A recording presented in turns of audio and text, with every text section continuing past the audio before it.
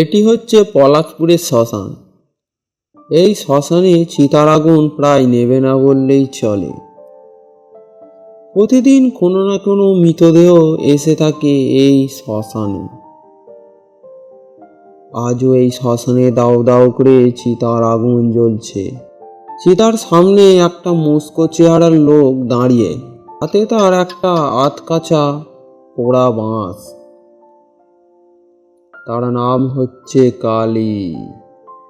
কালী ছোট থেকেই এই শ্মশানে মৃতদেহ সৎকারে কাজ করে আসছে। তার পরিবার বলতে কেউই নেই। মা বাবা ছোটবেলাতেই গত হয়েছে তাই সে এই শ্মশানের মৃতদেহ সৎকারের কাজ করে কোনোক্রমে তার দিন কেটে যায়। হঠাৎ করে একদিন গ্রামের একটি ব্যক্তি নিতাই কালীর কাছে ছুটে আসে। কালী, ও কালী, এদিকে একবার শোনো শোনো।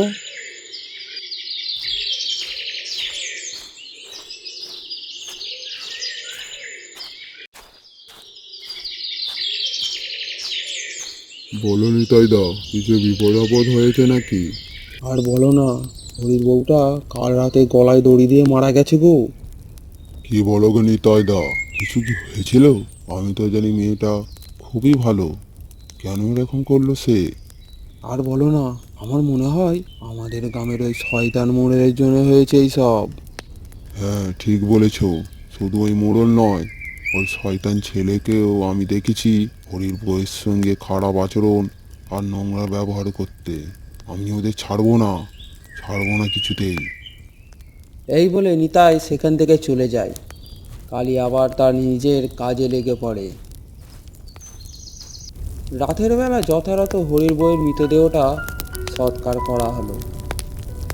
সৎকারের পর গ্রামের লোকেরা যে যার বাড়ি চলে গেল, কিন্তু কালী সেইখানে একভাবে দাঁড়িয়ে। সে মনে মনে ভাবছে কিভাবে ওই শয়তান মোড়ল আর তার ছেলেকে উচিত শিক্ষা দেওয়া যায়। কালী আর কিছু না ভেবে তার কুঁড়ে ঘরে ঢুকে পড়ে। গভীর রাত, চারিদিক নিস্তব্ধ। কালী তার কুঁড়ে ঘর থেকে বেরিয়ে আসে ধীরে ধীরে। হাতে তার একটা ঝোলা। ঘর থেকে বেরিয়ে কালী চুল্লির দিকে হাঁটতে থাকে। চুল্লির কাছে গিয়ে কালী ঝোলাটা রেখে দেয়, বসে পড়ে ঠিক চুল্লির সামনে। আজ ঘোর অমাবস্যা, এই দিনটার জন্যই তো অপেক্ষা করছিলাম আমি। এই রাতই হবে মোড়লের শেষ রাত।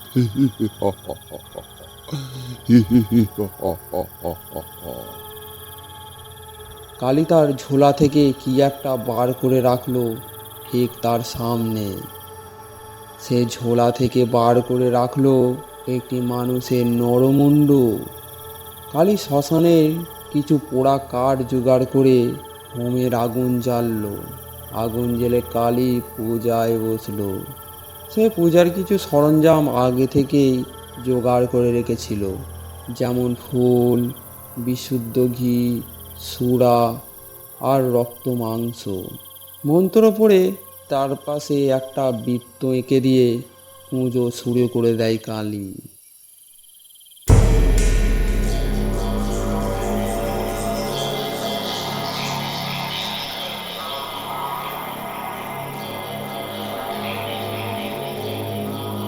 কালীর মন্ত্র উচ্চারণে শ্মশানের পরিবেশটা একদম নিস্তব্ধ।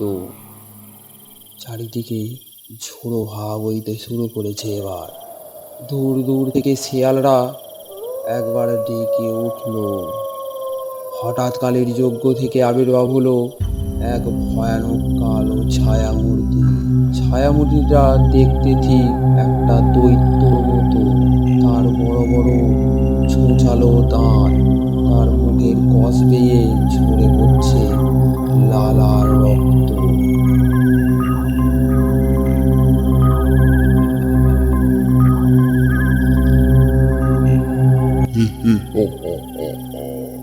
কেন রেখেছিস আমায়? কেন রেখেছিস? তুই জানিস না আমার টাকার ফল কি মারাত্মক হতে পারে? হ্যাঁ, আমি জানি। তোকে আমার একটা কাজ করতে হবে যে। কি কাজ? বল। যা, আমাদের গ্রামের ওই শয়তান মোড়লকে চিরতরে শেষ করে দিয়ে আয়।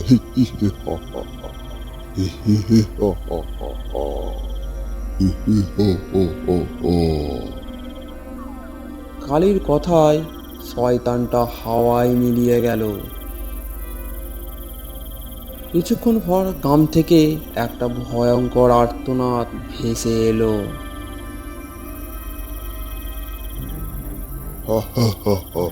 হয়েছে, হয়েছে, আমার কাজ সফল হয়েছে আজ।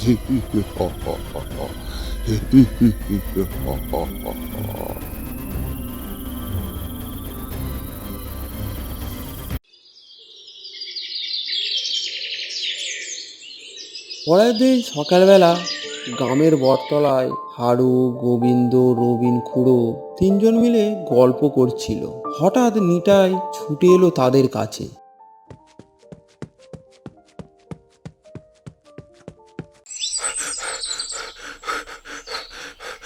কি হলো রে নিতাই, তুই হাঁপাচ্ছিস কেন? আর বলো না হরিদা, তাড়াতাড়ি দেখবে চলো, আমাদের গ্রামের মোড়লে তার বাগানে মরে পড়ে আছে। কে যেন তার ঘাটটা উল্টো দিকে ঘুরিয়ে দিয়েছে গো। তাড়াতাড়ি চল, তাড়াতাড়ি চল, মোড়লের বাড়ি তাড়াতাড়ি চল তোরা। এই বলে সবাই মোড়লের বাগানের দিকে যেতে লাগলো।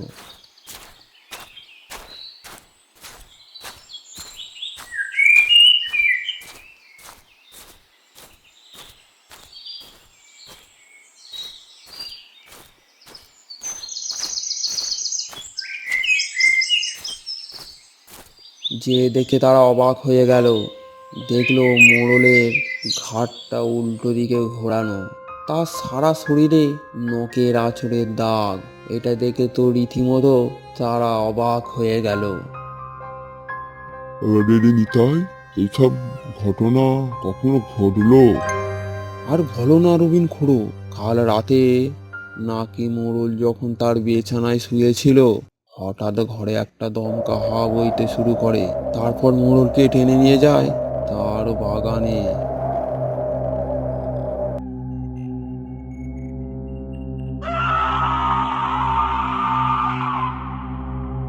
আমি বলি কি, এইসব কোনো অশরীর কাণ্ড মনে হয়। আর বলিস না, এসব কথা এখন থাক। চলো সবাই মিলে গিয়ে মোড়লের দেহটা সৎকার করে আসি। এই বলে তারা মোড়লের দেহটা শ্মশানে নিয়ে যায়।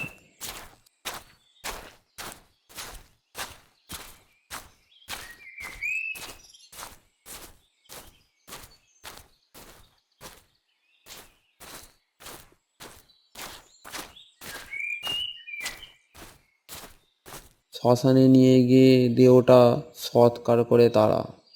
সৎকারের পর তিনজন মিলে গ্রামের সেই বটতলায় জড়ো হয়।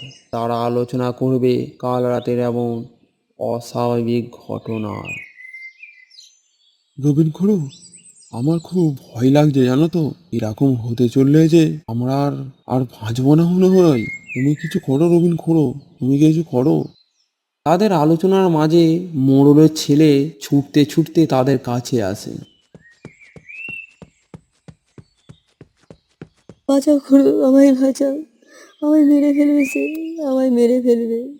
আহা, শান্ত হও, শান্ত হও। কি হয়েছে ব্যাপারটা বলো, আমায় বলো। আমায় বাঁচাও খুড়ো, আমায় বাঁচাও। আমি বিছানায় একটু বিশ্রাম নিচ্ছিলাম, হঠাৎ একটা গলায় সে যেন আমায় বলে,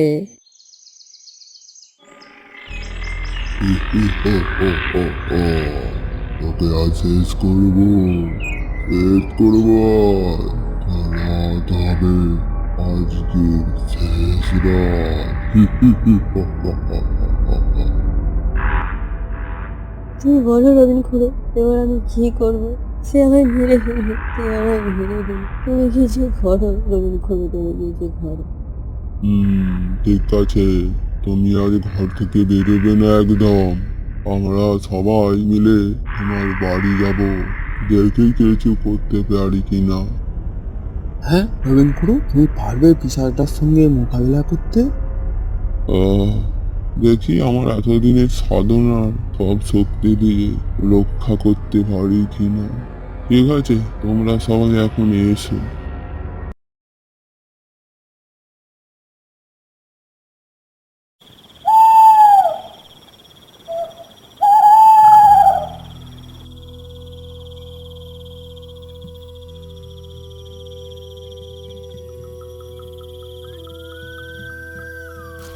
সন্ধ্যা নামতেই হারু, গোবিন্দ আর রবিন খুড়ো তারা তিনজন মিলে মোড়লের বাড়ির দিকে যেতে লাগলো।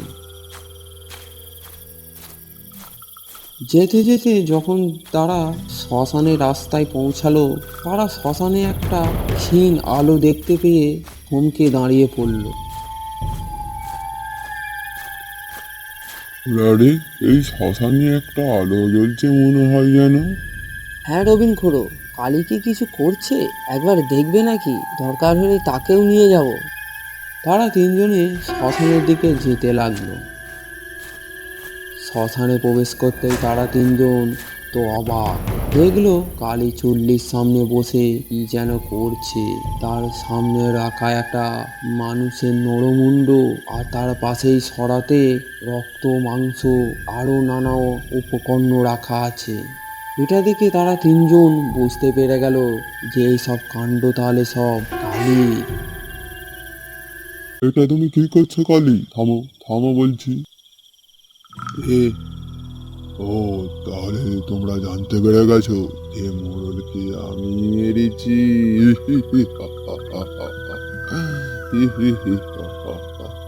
তুমি এসব কেন করছো? কেন? তুমি মোড়লকে কেন মেরেছো? আর ওর ছেলেকেই বা কেন মারার চেষ্টা করছো তুমি?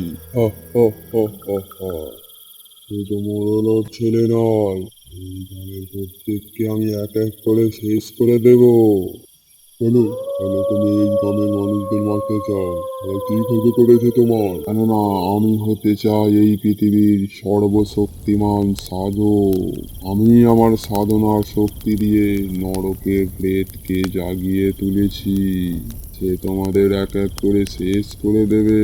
হি হি হা হা হা হা হা হা। হি হি হা হা হা হা হা হা। তুমি পারবে না কালী। আমি থাকতে এই গ্রামের কোনো মানুষের তুমি ক্ষতি করতে পারবে না, পারবে না। তুমি আটকাবে তাকে? পারবে না রবিন খুড়ো, কেননা তাকে আটকানো তোমার কম্য নয়। রবিন খুড়ো বাঁচাও আমাদের, রবিন খুড়ো বাঁচাও, তুমি আমাদের বাঁচাও, নইলে পেট আমাদের সবাইকে মেরে ফেলবে। আমাকে কিছু করতেই হবে, আমাকে ওই প্রেতকে আটকাতেই হবে। কিন্তু রবিন খুড়ো, তুমি তাকে আটকাবে কি করে? এ তো অনেক শক্তিশালী। হ্যাঁ, তাকে আটকানোর জন্য একটা উপায় আছে। তবে এর জন্য আমায় সেই কুঁড়ে ঘরে যেতে হবে। সেই কুঁড়ে ঘর? তুমি যেটা আমাদের তোমার জীবনের সাধনার গল্প বলতে, এই কুঁড়ে ঘর আমায় খুলতেই হবে আজ। তোমরা যাও, মোড়লের বাড়ি তাড়াতাড়ি যাও তোমরা। তখন মাঝরাত। রবিন খুড়ো তার ঘরে। ধীরে ধীরে খুড়ো তার পরনের সাদা স্থানটা খুলে কালো একটা ধুতি পরে নিল।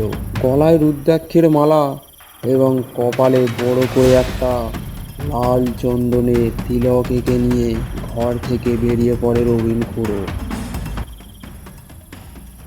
সে গ্রামের ফাঁকা রাস্তা দিয়ে হেঁটে চলেছে। পুরো হাঁটতে হাঁটতে গ্রামের শেষের একটা জঙ্গলে পৌঁছালো। জঙ্গলের মাঝ বরাবর একটি বহু পুরনো কুঁড়ে ঘর স্থিরভাবে দাঁড়িয়ে। তার চারপাশে বড় বড় ঝোপঝাড় আর বন্যলতা পাতায় ঘেরা। পুরো ধীরে ধীরে কুঁড়ে ঘরটার সামনে গিয়ে দরজাটা আলতো করে ঠেলতেই ক্যাঁচ শব্দ করে দরজাটা খুলে গেল। খুড়ো ধীরে ধীরে কুঁড়ে ঘরের ভেতর প্রবেশ করলো। কুঁড়ে ঘরটির ভেতরটা ঘুটঘুটে অন্ধকার, ভালো করে কিছু ঠাউর করা যাচ্ছে না। রবিন খুড়ো ঝোলা থেকে একটা মোমবাতি বার করে জেলে রাখলো ঠিক কুঁড়ে ঘরটার মাঝখানে। ঘরের ভেতর মোমবাতির ক্ষীণ আলো পড়তেই কুঁড়ে ঘরটার মাঝ বরাবর একটা বহু পুরনো মা কালীর মূর্তি দেখা গেল। মূর্তিটা দেখে মনে হবে যেন কোনো জীবিত নারী তার সামনে দাঁড়িয়ে আছে। রক্ত জবার মতো তার লাল দুটি চোখ। রবিন খুড়ো বসে পড়ে। মা, মা গো, আমাদের বাঁচা মা, আমাদের বাঁচা। তুই আমাদের না বাঁচালে এই শয়তান আমাদের শেষ করে দেবে মা, শেষ করে দেবে। রবিন খুড়ো চোখ বন্ধ করে একভাবে মাকে ডাকতে থাকে। হঠাৎ করে ঘরের ভেতরের বাতাসটা যেন ভারী হয়ে গেল। বাইরে ঝোড়ো হাওয়া বইতে শুরু করেছে, আর তার সঙ্গে শোনা গেল কুঁড়ে ঘরের চারপাশে কারা যেন ছোটাছুটি করছে। রবিন খুড়ো একভাবে চোখ বন্ধ করেই বসে রইল। হঠাৎ মা কালীর মূর্তিটা থেকে একটা তেজস্ব আলো বেরোতে লাগলো। আলোটা এতটাই তীব্র যে কালী চোখে তাকানো প্রায় অসম্ভব। হঠাৎ মূর্তিটা থেকে আবির্ভাব হলো স্বয়ং মা কালী। মায়ের রূপ দেখে রবিন খুড়ো তার অতীতের ফেলে আসা ঘটনা মনে পড়ে গেল।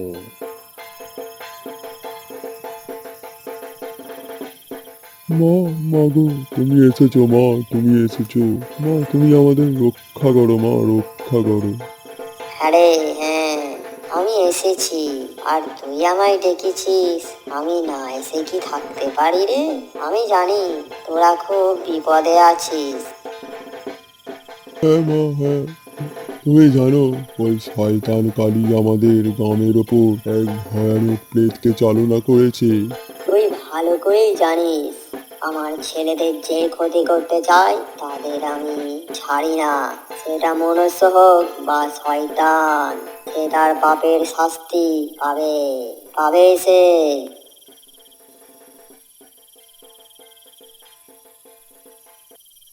দেখতে দেখতে মা অদৃশ্য হয়ে গেল। অন্যদিকে মোড়লের বাড়িতে হয়ে চলেছে এক বৈশাচিক উপদ্রব। একটা কালোর ধোঁয়ার কুণ্ডলী যেন মোড়লের বাড়িতে প্রবেশ করার জন্য ছটফট করছে, কিন্তু প্রবেশ করতে পারছে না কোনো এক অজানা শক্তির কারণে।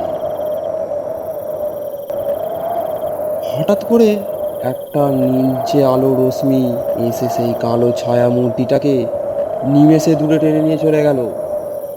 দেখতে দেখতে ধোঁয়ার কুণ্ডলী দুটো হাওয়ায় কোথায় যেন মিলিয়ে গেল। তারপর চারিদিকের পরিবেশটা একদম নিস্তব্ধ হয়ে গেল।